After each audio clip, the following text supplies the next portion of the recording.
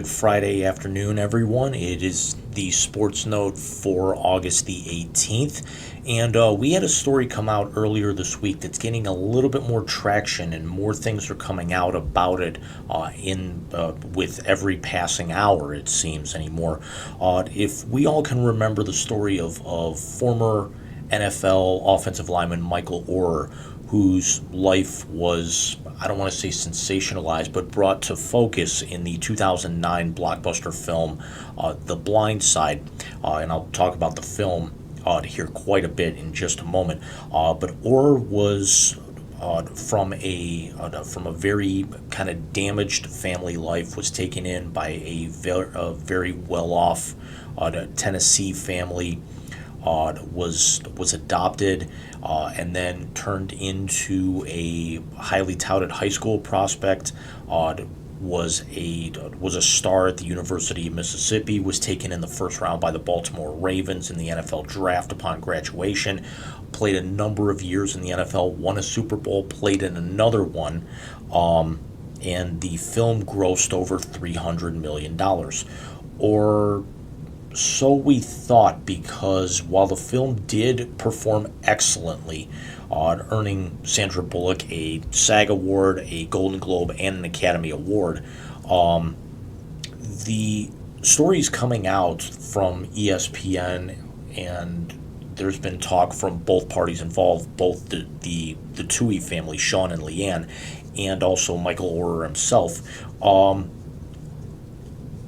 We know that a lot of stories that are turned into motion pictures or TV shows, they are fictitious. They are marginalized. They are overplayed. There's a lot of things in biographical movies like this. So we saw it in Moneyball. We saw it in Miracle. We saw it in just about every major film that's actually got in the sports world, where it's somebody's story kind of expanding. I think the last time I actually can remember a football film like this being kind of exposed years afterwards was Remember the Titans. That the Titans did not struggle as much as they did during that season, that they were blowing doors off of teams. But again, that's what you have to do to be able to sell tickets to these pictures. But the movie showed that the Tuohy family asked Michael if he wanted to be adopted and join their family. As it turns out, from reports that are coming out here from ESPN, that Oher was actually put into a conservatorship as opposed to adoption, and was not adopted.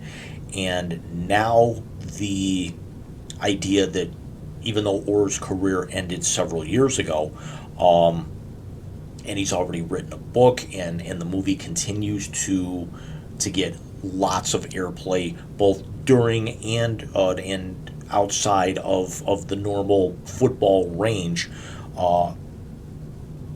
Oher is actually looking to try and set a record straight, whether he's looking for a payout from the Tuohy family, and you're going to see why here in just a moment when I start breaking down numbers, as I typically do with most of my stories. The Tuohys are actually calling it a shakedown, but you cannot really sit still if you're a guy like Michael Oher put in this type of situation, if any of this is true. The Tuohys took over $200,000 from the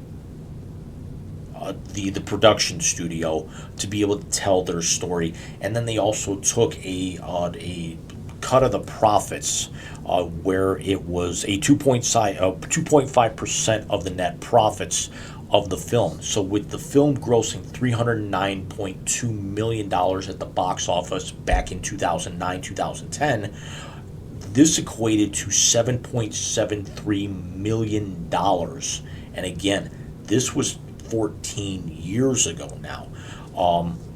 And who's to say what additional royalties they may have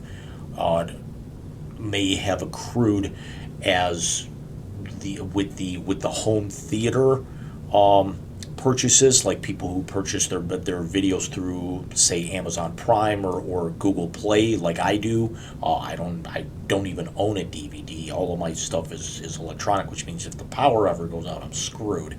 Or the internet goes out, and that's why you always back up some things to a flash drive if you could. But also the movie coming on and off of Netflix on a regular basis, where sometimes it's shown on Pluto or Tubi or any of these streaming services, how much they're still accruing to this day with those royalty checks coming in, because it's one of those movies that you may not watch it every time. It's not the Shawshank type of scenario, where Shawshank's one of those movies where no matter where you are in the movie, you have to stop and whatever you were watching before, and then end up watching that until the end. But The Blind Side is definitely something where, as it's in its normal rotation and sometimes heavy rotation, depending on the network or streaming service that it's on, you'll give it a whirl once, maybe twice, during those peak periods. It's a movie that I actually haven't. I actually just ended up watching a couple of months ago. I hadn't seen it in a couple of years before that, but I've owned it for a number of years myself through Google Play. The Tuohys are alleging that Oher wanted to extort $15 million out of them, or he would actually come forward with his side of the story.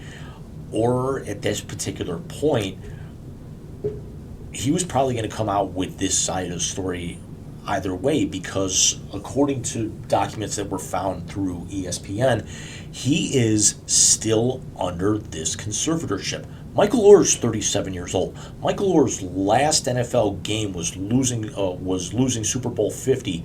I believe it was 50. Yes, it was losing Super Bowl 50 with the Carolina Panthers in Peyton Manning's last game with the Denver Broncos. Now Oher did win Super Bowl 47 with the Baltimore Ravens.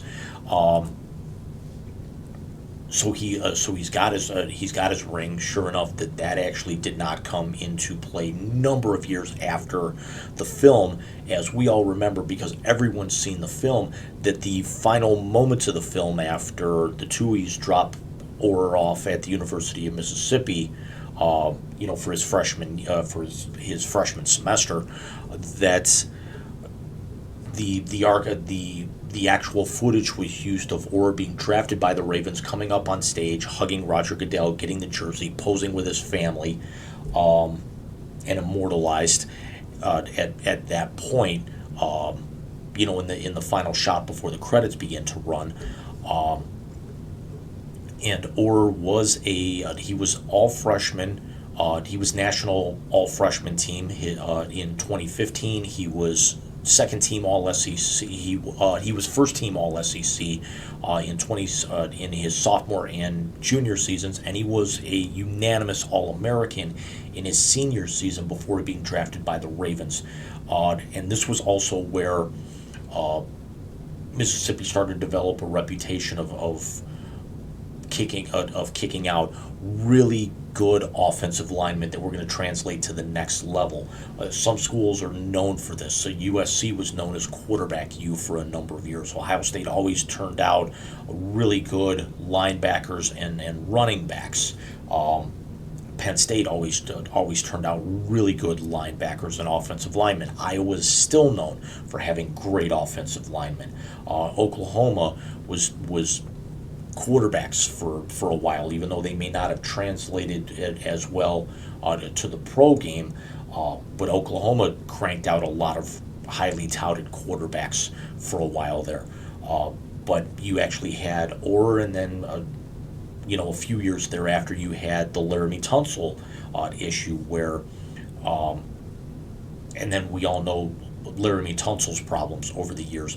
And it was also something that the Mississippi program was not run as well as we thought, because after Oher had graduated, Oher's offensive coordinator, when he was at Briarcrest Christian Academy in Tennessee, as depicted in the film, was Hugh Freeze, who turned out to be the Mississippi head coach for a while, and eventually he left the program amid number of scandals, including improper payments to student athletes. I believe there were a couple of recruiting violations in there. Freeze also was found to be using the school's private jet on business trips, which not a problem, but he also was calling and using escort services on these trips as well. So he was dismissed in 2016. There was a lack of institutional control, and Mississippi is lucky that they did not come off with NCAA sanctions. And keep in mind that the improper benefits that he was paying, and then also everything with the jet and everything. This was before the NIL deal was ratified by the NCAA back in July of 2021. So Oher is not going to come back into the league at his age. Again, when you've been retired for that long, he's done everything he wanted to do. He's made his money off of the film. He's made his money in the NFL. He's got a Super Bowl ring. So what more could he really accomplish? He was one of the better offensive linemen in the NFL for a number of years when he was with the Ravens, until injury started to slow down his career. Kind of reestablished himself in Carolina before again eventually calling it quits. After that 2016 Super Bowl. So let me know what you guys think. Are you thinking that this is more? Are you siding more with the Tuohys being a little bit more of a shakedown, as they're claiming? Do you side with Oher here? Hopefully, this does not kind of taint the depiction of Sandra Bullock and Tim McGraw in Sean and Leanne Tuohy's roles in the film going forward.